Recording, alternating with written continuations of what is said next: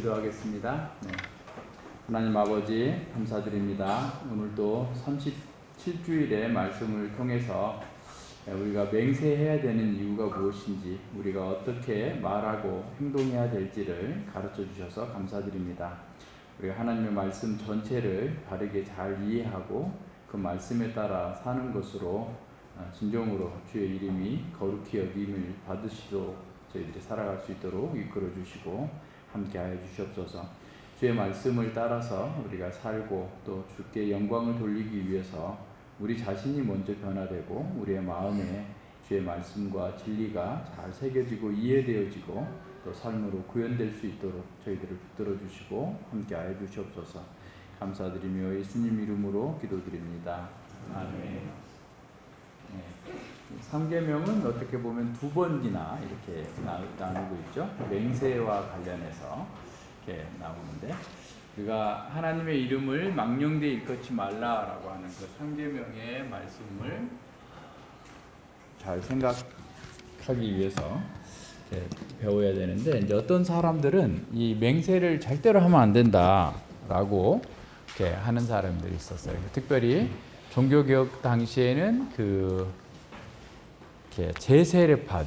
제세례파들이 맹세를 절대 하면 안 된다. 그러니까 마태복음 5장에도 그렇고 야고보서에서도 보면 맹세하지 말라 했으니까 절대로 맹세하면 안 된다라고 해서 맹세하지 말라라고 하는 사람들이 또 있었고, 또 한편에서는 이미 맹세를 해버렸어. 나는 수사로 평생을 살 거야.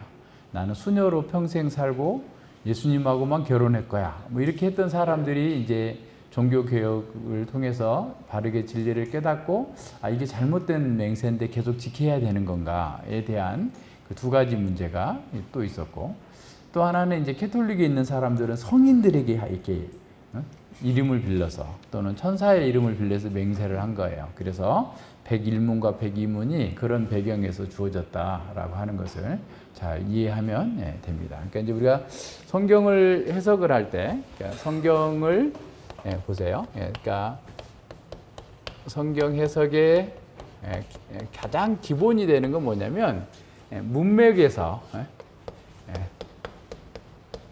어떤 단어나 어떤 단어 또는 문장 또는 좀 더 넓게는 그 책 전체의 그 내용은 사실은 문맥이 결정하는 거예요. 문맥이 결정한다. 그러니까 우리가 똑같이 얘기하잖아요. 배 하면 배. 배를 선물 받았다. 그러면 먹는 배를 얘기하는 거예요. 배가 아프다 그러면은 우리 이 배를 얘기하는 거고, 그죠? 배가 침몰했다 그러면 바다에 있는 배를 얘기하는 거예요. 그러니까 이 단어도 그 쓰여진 문맥이 결정하죠. 문장도 마찬가지예요. 맹세하지 말라라고 하는 주님의 말씀이 있는데 이 말씀이 그러면 맹세 절대 하지 말라는 건가? 그게 아니고 이제 전체 책에 비춰서 봐야 돼요. 그래서 이제 이 문맥이라고 할 때 문맥은 어떤 거냐면 어린이들도 잘 들어요. 문해력이 있어야 된다 그랬잖아요. 문맥이라는 건 뭐냐면 그냥 단지 문학적인 문맥, 글의 문맥을 얘기하는 거죠. 예, 문학적 문맥이 있고요. 예, 문학적인 문맥이 있고, 그 다음에 이제 또 하나는 역사적인 문맥이 있어요. 역사 또는 문화, 문화적인 문맥이, 역사 문화적인 문맥이 있는데 역사 문화적인 문맥도 있고, 그리고 또 하나는 이제 신학적 문맥이라고 해요. 신학적 문맥. 그래서 이제 문맥이라고 할 때는 이 세 가지를 다 의미하는 거예요. 그러니까 단지 어떤 문학적인 이 문학적 문맥이라고 한 것은 그 글이, 그 문장이 들어있는 짧은 문맥이겠죠. 그죠? 예, 예를 들어 아까 단어나 문장이나 그 짧은 글 안에서의 문맥을 얘기하는 거고, 이 신학적 문맥은 성경 전체, 성경 전체의 문맥에 비추어서 봐야 돼요. 예, 그리고 역사적이고 문화적인 문맥이라는 것은 성경이 기록될 당시에, 기록 당시에 어떤 그 문화적인 어떤 그 코드가 담겨져 있다라고 하는 것을 기억해야 돼요. 왜 그러냐면, 자, 맹세라는 것을 우리가 잘 이해하려면 보세요. 우리가 이제 맹세하라, 맹세하지 말라. 네, 자, 에덴 동산에서 맹세했을까요, 안 했을까요? 맹세를 했을까, 안 했을까? 맹세는 왜 생겼을까를 한번 생각해 봐야 되겠죠. 그죠? 예. 왜 맹세를 하게 됐을까요, 사람들이? 아니, 율법 해석의 원칙에 따라서 보면 돼요. 보세요. 원래 인간은 맹세하지 않아도 진실했어요. 항상 진실했어요. 그죠? 예, 항상 진실했어요. 에덴 동산에서는. 원래 인간은 모든 말에 나는 맹세해! 이렇게 말하지 않아도 그냥 그 말이 다 진실이었고 사실이었고 순결했어요. 사실은 보세요.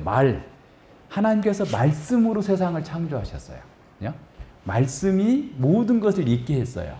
그 말씀은 순결한 말씀이고 창조의 말씀이고 능력의 말씀이고 지혜의 말씀이었어요. 그 말씀이 모든 것을 운행하고 모든 것들을 만들어내셨는데, 이 창조 세계를 무너뜨리는 것은 폭탄이 터진 것도 아니에요.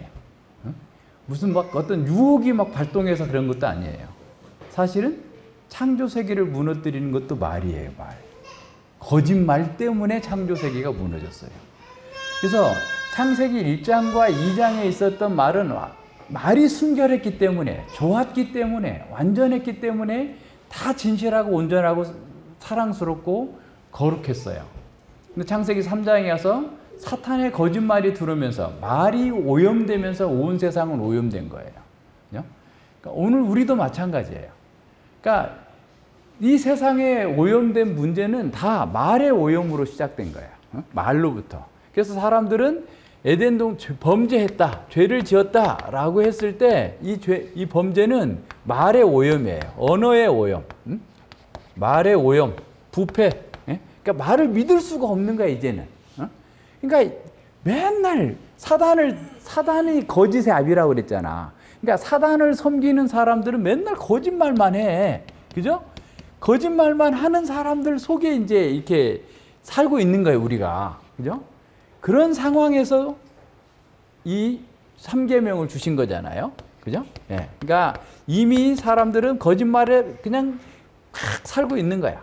그래서 이런 3계명을 주실 때 하나님의 이름으로 너희들이 맹세를 한다 할 때 절대로 거짓말이 아니고 사실이라는 사실. 그러니까 맹세로서 하나님의 이름을 걸고 하나님의 이름을 걸고 맹세로서 너희의 진실성을 담보해라.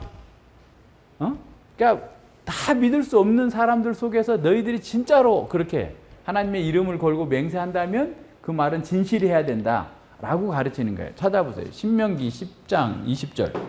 내 하나님 여호와를 경외하며 그를 섬기며 그에게 친근히 하고 그 이름으로 맹세하라. 그러니까 하나님에 대해서 잘 알아야 되죠. 하나님을 경외하라고 그랬죠. 두려워하고 존경하고 사랑하고 그를 섬기고 그 하나님과 아주 친근하게 여기고 그리고 어떻게? 여호와의 이름으로 맹세하라. 그러니까 여호와의 사람이라고 한다면 여호와의 이름으로 맹세할 정도로 어떤 일에 대해서 항상 진실을 담보하며 살아야지 너희가 여호와의 이름을 망령되이 일컫지 않는 것이 된다라고 가르치는 거예요. 무슨 말인지 알겠어요? 그러니까 항상 우리는 맨날 이게 거짓말만 하던 사람들이에요. 자, 보세요. 그런데 이제 예수님 당시를 한번 생각해 보세요. 역사 문화적 예수님이 왜 그런 말씀을 하셨는가? 자, 모세가 왜 그런 말을 했다고요? 항상 거짓말, 말에 오염이 되어 있는 상황에서 언약 백성의 공동체는 여호와의 이름으로 불려지는 사람들이기 때문에 아주 중요한 일에 대해서 여호와의 이름으로 맹세함으로써 그 진실성을 담보하라 라고 가르치셨단 말이에요. 그런데 예수님 당시로 넘어가 봐요. 예수님께서 마태복음 5장 찾아봐요. 33절에 또 옛사람에게 말한 바 헛맹세를 하지 말고 내 맹세한 것을 주께 지키라 하였다는 것을 너희가 들었으나 나는 너희에게 이르노니 도무지 맹세하지 말지니 하늘로도 말라 이는 하나님의 보좌이며 땅으로도 말라 이는 하나님의 발등상이며 예루살렘으로 말라 이는 큰 임금의 성이며 내 머리로도 말라 내가 한 터럭도 휘고 검게 할 수 없음이니라. 오직 너희 말은 옳다 옳다 아니라 아니라 하라 이에서 지나는 것은 악으로 쫓아나느니라 그랬어요. 자, 예수님께서 왜 이 말씀을 하셨을까? 역사적 문화적 배경을 보면 바리새인들, 그러니까 옛사람이라고 했을 때 그 옛사람은 모세를 가리키는 게 아니고 누구라고 그랬어요? 유대인들의 유전을 가르치는 바리새인 서기관들을 가리키는 거예요. 바리새인 또 서기관 같은 사람이기도 한데 바리새인 서기관들은 어떤 것은 맹세를 하고 어떤 것은 맹세하지 말라. 근데 맹세한 것은 반드시 지켜라 하면서 이렇게 가르쳤는데 이 사람들이 항상 거짓말이니까 사람들이 믿을 수가 없잖아요. 그러니까 어떻게? 맹세를 남용하는 거예요. 예수님 당시에는 그냥 남용하는데 하나님의 이름으로 맹세하면 더 큰일 날 것 같으니까 하늘로, 예루살렘으로, 성전으로 하나님을 빗댄 어떤 것을 대상으로 해가지고 자꾸만 맹세하는 것이 그냥 일상화되어 버렸어. 그러니까 사람들이 맹세해놓고도 잊어버려.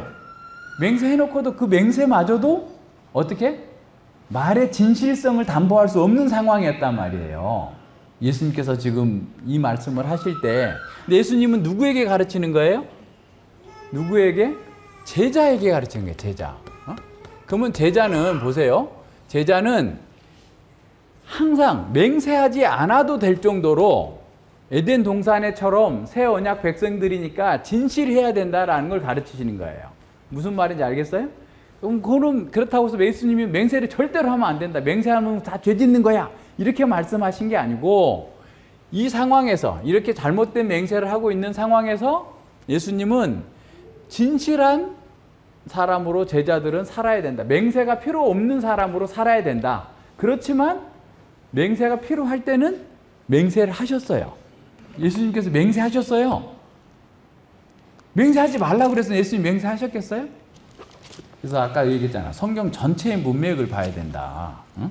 마태복음 26장 63절과 4절. 예수께서 잠잠하시거늘 대제사장이 거르되 내가 너로 살아계신 하나님께 맹세하게 하노니 내가 하나님의 아들 그리스도인지 우리에게 말하라 그랬어요. 자, 이게 이제 계속 신문이 벌어지고 있는데 재판정에서 신문이 벌어지고 있을 때 어떻게 보면 죄수가 묵비권을 행사하면 제사장이 강제로 말을 하게 만드는 게 맹세하도록 하는 거예요. 이거는 말 안 하면 안 되는 거야, 이제 이 상황에서. 그죠? 그래서 맹세하라 그랬더니 예수님께서 뭐라고 말해요? 내가 말하였느니라 라고 했는데 내가 말하였다 라는 말은 어떤 말이냐면 마가복음 14장 61절과 65절에 보면 그러니까 내가 하나님의 아들 그리스도인지 우리에게 말하라 라고 했을 때 예수님께서 어떻게 말씀하셨냐면 내가 그니라 그랬어요. 지난번에도 한번 얘기했죠. 에고 에임이 내가 그니라. 내가 그니라. 그러니까 하나님의 아들 그리스도다라는 말인데 이게 헬라어로는 에고 에임이 내가 나다. 내가 여호와다 이런 말이에요. 내가 전능하신 하나님이다 이 말이에요. 지금 예수님이 지금 그렇게 말씀하신 거예요. 유대인들의 재판정에서 네가 하나님의 아들 그리스도냐 나에게 밝히 말해라 맹세하라. 그러니까 맹세하시면서 내가 그다. 내가 여호와다. 내가 전능하신 하나님이다 라고 말씀하신 거예요. 그러면서 그 증거로 뭐라고 그랬어요? 다시 마태복음 26장으로 오세요. 인자가 권능의 우편에 앉는 것과 하늘 구름을 타고 오는 것을 너희가 보리라. 너희 누구예요? 제사장들, 지금 재판정에 있는 사람들이 예수님이 하나님의 아들이고 그리스도라는 것을, 인자라는 것을 다니엘서 7장 13절과 14절에 나와 있는 권능의 왕으로서 온 세상을 통치하실 분이라는 사실을 너희가 볼 것이다. 이것은 뭐하고 연결돼요? 24장하고 연결돼요. 24장 보세요. 마태복음 24장 29절로 31절 한번 읽어보세요. 그날 환란 후에 그 날들의 환란 후에 해가 어두워지며 달이 빛을 내지 아니하며 별들이 하늘에 떨어지며 하늘의 권능들이 흔들리리라. 그때의 인자의 징조가 하늘에서 보이겠고 그때의 땅의 모든 족속들이 통곡하며 그들이 인자가 구름을 타고 능력과 큰 영광으로 오는 것을 보리라. 저가 큰 나팔 소리와 함께 천사들을 보내리니 저희가 그 택하신 자들을 하늘 이 끝에서 저 끝까지 사방에서 모으리라. 그러니까 얼른 보면 이게 무슨 예수님의 재림하는 것이라고 생각하는 거예요. 예수님의 재림이 아니고 이것은 앞서 얘기하신 예루살렘 멸망 사건을 얘기하는 거예요. AD 70년에 예루살렘 성이 완전히 멸망하게 될 때에 해가 어두워지고 달이 빛을 내지 않고 별들이 떨어지고 하늘의 권능들이 흔들린다라는 말은 뭐냐면 그 나라의 정치 권력, 종교 권력 모든 것들이 다 무너지는 현상을 구약에서는 이와 같이 표현했어요.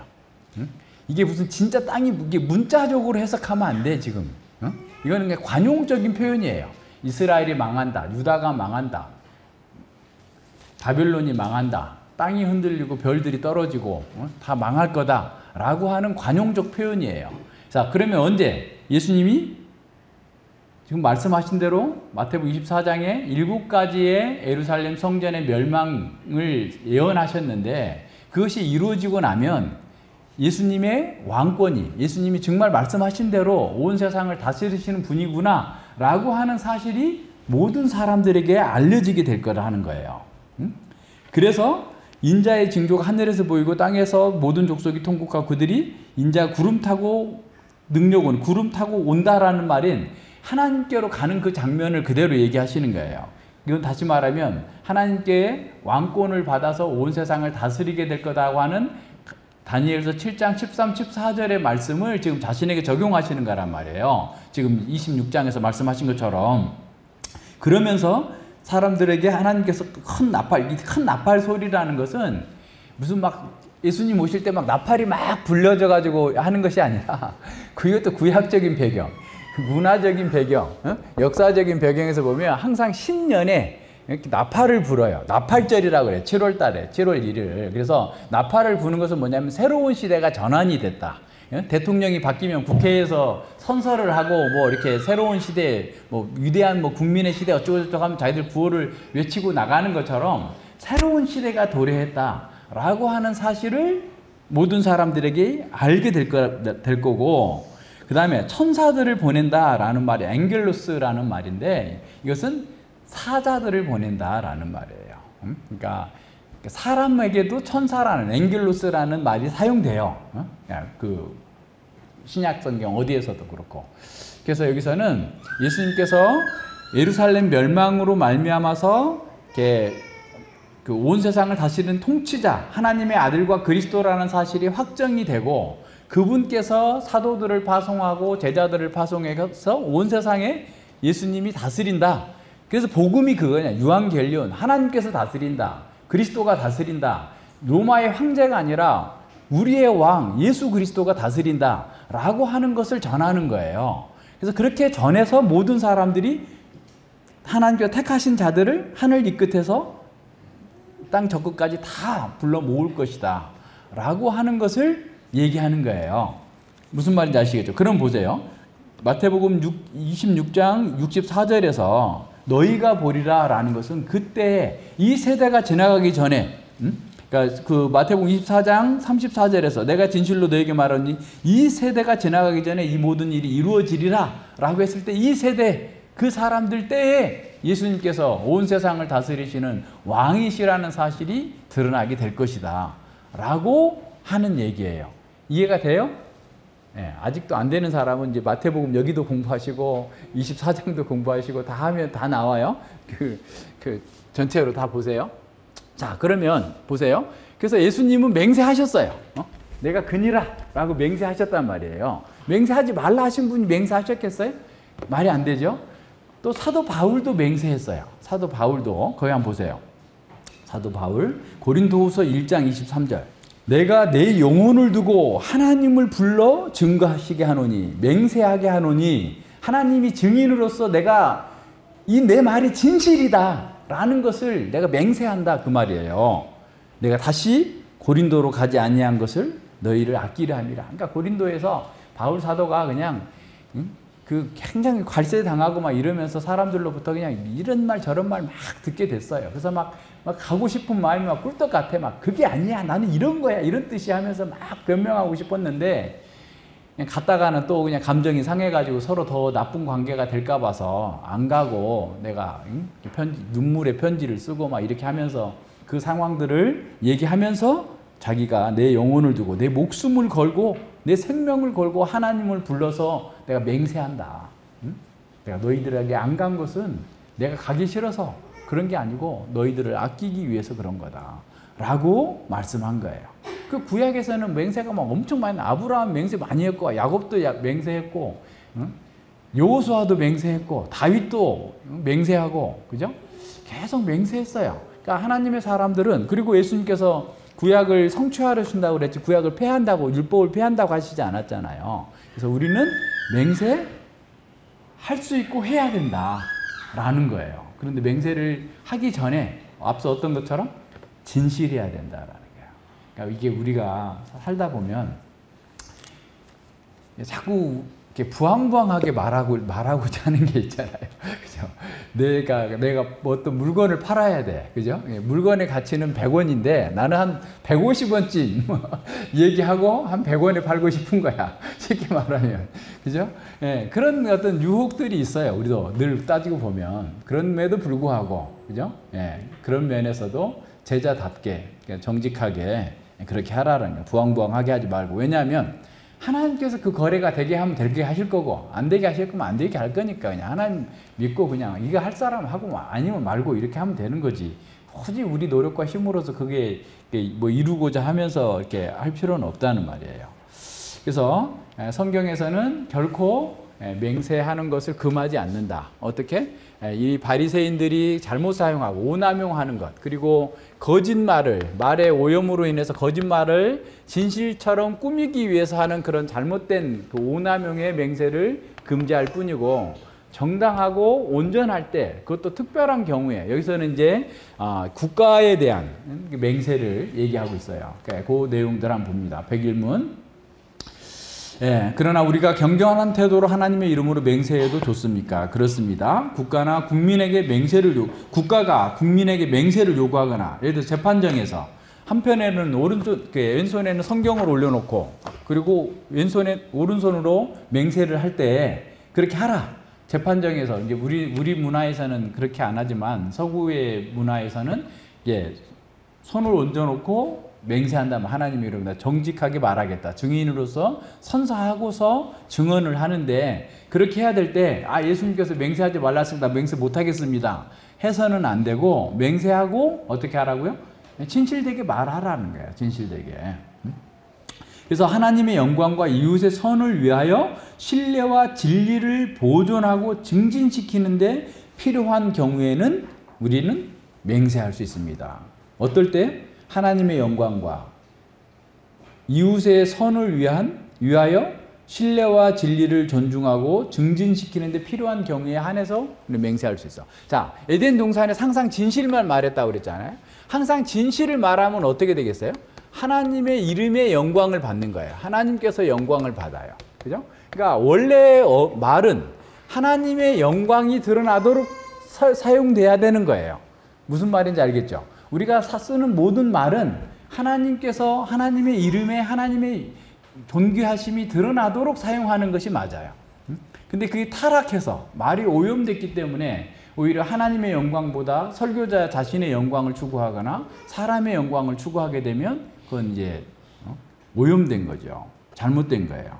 그래서 우리는 하나님의 영광과 이웃의 선을 위하여 신뢰와 진리를 보증하고 증진시키기 위해서 그래서 혼인 서약할 때 맹세하잖아요. 직분자 서약할 때 맹세하잖아요. 우리 공적 고백할 때 맹세하잖아요.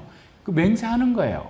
그건 아주 심각하고 중요한 일이기 때문에 내가 맹세로서 나의 진실함을 보증하고자 함이고 맹세로서 계속해서 그 진리를 따라 살겠다고 하는 것을 내가 보증하고자 하는 것으로 그런 의미로서 맹세하는 겁니다. 그러한 맹세는 하나님의 말씀에 근거하신 겁니다. 그랬어요. 그러니까 말씀에 근거해서 맹세할 수 있다는 거예요. 그러므로 구약과 신약에서 성도들은 맹세를 정당하게 사용해 왔습니다. 그래요. 그러니까 정당하게 해야 돼요. 과도하게 하거나 남용하지 않고 정당하게 맹세해야 된다라는 거예요. 네, 그 102문에 보면 우리가 성자나 다른 피조물로도 맹세할 수 있습니까? 할 수 없습니다. 합법적인 맹세는 오직 마음을 아시는 하나님을 불러 진리에 대해 증인이 되어주시며 내가 거짓으로 맹세할 때 나에게 벌을 내려달라고 구하는 것입니다. 얼마나 무서운 일이에요. 그죠? 하나님 앞에 우리가 합법적인 맹세는 우리 마음을 아시는 하나님만 불러서 맹세할 수 있어요. 그래서 진리에 대해서 하나님께서 증인이 되어주시고 내가 거짓으로 맹세할 때 나에게 벌을 내려달라고 구하는 것일 정도로 엄유한 일이다라는 거예요. 그러니까 이거 함부로 막 할 수 있겠어요, 그러면? 그러니까 우리는 우리가 자신이 진실하다라고 생각했는데도 진실이 아닐 수도 있어요. 우리가 다 모르니까, 그죠? 전체를 다 알 수 없는 상황, 그 상황을 다 알지 못하니까 우리는 일부분만 알고 있으면서도 그 부분에 있어서 진실하다고 생각했는데 뒤에 가서 보니까 그게 진실이 아닐 수도 있단 말이에요. 그러니까 하나님만이 우리의 마음과 생각과 모든 것들을 전체를 다 아시는 분이니까 하나님만 불러서 맹세할 수 있는 거예요. 그래서 어떤 피조물에게도 그러니까 사람을 들어서 하거나 또 자기 생명을 들어서 내 목숨을 걸고 맹세한다 이런 식으로 해서도 안 돼요. 내가 내일 어떻게 될지, 내가 어떻게 상황이 바뀔지 아무도 스스로 설 수 없기 때문에 그래요. 그러니까 하나님께만 돌아가야 될 권위와 영광을 다른 피조물에게 돌려서는 안 된다. 그러니까 어떤 형태로도 그렇게 맹세해서는 안 되기 때문에 그렇다라는 거예요. 그래서 우리는 혼인식 할 때 맹세한 것도 잘 지켜야 돼요. 그죠? 혼인식의 맹세도 하나님 앞에서 한 거잖아요. 그럼 그 하나님 앞에서 한 맹세를 내가 어떻게 어기면 하나님께 나보고 하나님께서 나에게 벌 내려달라고 구하는 것처럼 구하는 것이 돼버리는 거예요.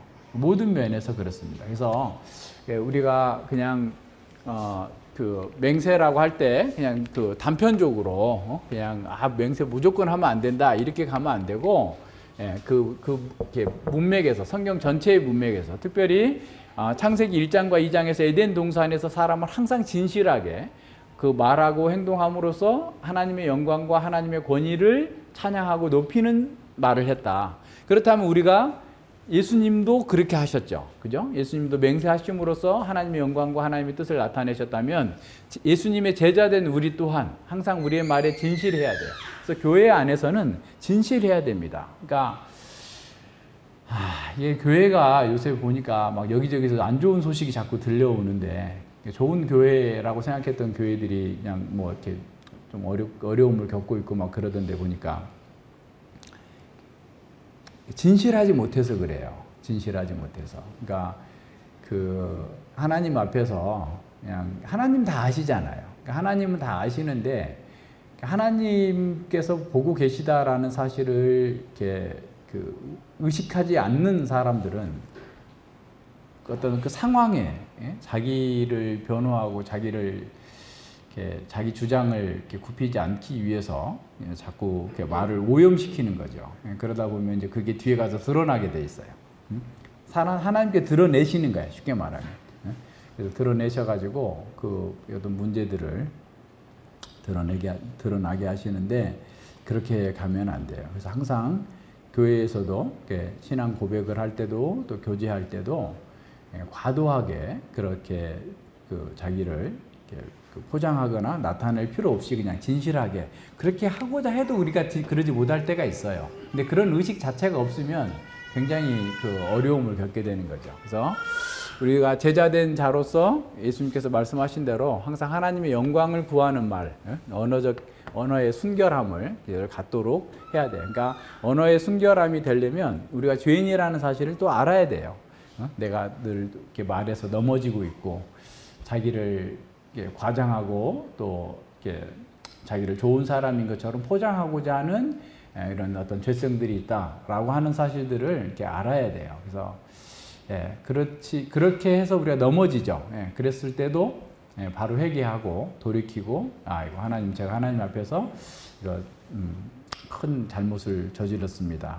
회개합니다 하고 돌이켜서 또 바르게 가야 돼요. 근데 이제 그런 것들이 계속 어떻게 보면 반복하면서 나서는 상승 곡선이 가요. 그것도 처음부터 그냥, 물론 다른 사람은 모르죠.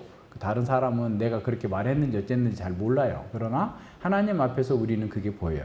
우리가 자신이 보여야 돼요. 그래서 넘어지고 있구나, 내가 이랬구나, 이래서 이렇지 않아야 되겠다. 그래서 미리 기도하고 준비하고 이렇게 가야 됩니다. 그래서 모든 면에서 그렇게 가야 돼요. 그래서 말의 진실성이 다 이렇게 담보되도록, 그래서 맹세할 필요가 없을 정도로, 그래서 교회에서도 그냥 어떤 사람 맹세합니다를 자주 반복하는 사람은 절대 믿지 마라. 그만큼 그 사람의 말에 진실성이 없다라고 얘기하기도 하고, 또 어떤 분은 이렇게 말끝마다 이렇게 무슨 진짜로 진실로 맨날 이렇게 앞에 이렇게 자기 말의 진실성을 담보하기 위해서 그런 말을 이렇게 습관적으로 쓰는데 그것도 이렇게 바른 것은 아닌 것 같아요. 그래서 정당하게 그냥 우리 할 말을 하고 해야죠. 그리고 아까 전에도 지난주에서 본 것처럼 하나님의 이름이 경홀히 여김을 받게 될 때 침묵하면 안 되는 거예요. 누군가가 그런 방식으로 했을 때 외부 사람이 그런 거야 우리가 그렇지만 우리 안에서는 그런 일이 일어나지 않도록 늘 이렇게 주의하고 조심해서 이렇게 가야 됩니다. 같이 기도하겠습니다. 하나님 아버지 감사드립니다. 주님께서 허락하신 은혜 가운데에서 저희들이 참으로 그 말의 오염 때문에 거짓말이 항상 이렇게 우리 마음의 부패한 곳에서 계속해서 쏟아져 나오고, 그 거짓말이 범람하는 세상 속에서 하나님의 이름을 불러야 되는 하나님의 백성들에게 상계명을 주셨습니다. 그 상계명을 통해서 참으로 우리가 얼마나 깨끗이 못하고 또 자기를 과시하고 또 하나님의 그 영광과 주권보다 자신의 주권과 자신의 영광을 추구하는 그런 말의 오염들이 우리 속에서 얼마나 많이 쏟아져 나오는지를 보게 해주셔서 감사드립니다. 이런 세계 속에서 주님께서 우리를 위해서 십자가에 못 박혀 죽으시고 피 흘리셔서 이제 우리가 주님 안에서 우리의 말의 진실성을 회복하도록 주님께서 성령을 부어주시고 말씀으로 다시금 가르쳐 주셔서 감사드립니다. 우리가 말씀을 잘 이해하고 깨달음과 동시에 우리 속에 있는 죄악된 본성들을 보게 됩니다. 또 자기도 모르게 거짓을 말하는 이런 자리에 떨어지는 우리의 그 어리석음을 보게 됩니다. 주님께서 우리에게 가르치신 대로 참으로 항상 우리는 진실을 말함으로 주님께 영광이 되고 이웃에게 유익이 되고 또 우리가 전하는 이 복음이 유효하게 드러날 수 있도록 늘 삶과 두려움 가운데서 언어의 진실성을 이렇게 담보하기 위해서 더욱더 기도하고 노력할 수 있도록 이끌어 주시옵소서. 우리가 맹세할 때에도 참으로 하나님의 영광과 이웃의 선을 위해서 또 하나님의 진리를 보증하고 증진시키기 위해서 맹세할 수 있다는 사실을 알았습니다. 꼭 필요한 경우에 우리가 맹세하고 그 맹세는 또한 우리에게도 참 큰 올무가 될 수 있다는 사실을 기억해서 참으로 함부로 남용하지 아니하고 적합한데 적절하게 하나님의 영광이 우리 가운데 잘 드러날 수 있도록 우리가 그 말한 그 맹세를 지키기 위해서 더욱더 노력하고 또 신뢰가 더 담보되도록 할 경우에 적절하게 잘 할 수 있도록 이끌어 주시고 교회가 또 직분자들로 또 이렇게 공적 고백을 통해서 교회로 들어오는 성도들 또한 이러한 것들이 얼마나 엄중한 것이고 그것이 주님의 영광과 주의 이름에 합당한 것이어야 된다라는 사실을 늘 기억하면서 신중하게 행할 수 있도록 이끌어 주시옵소서. 감사드리오며 예수님 이름으로 기도드립니다. 아멘.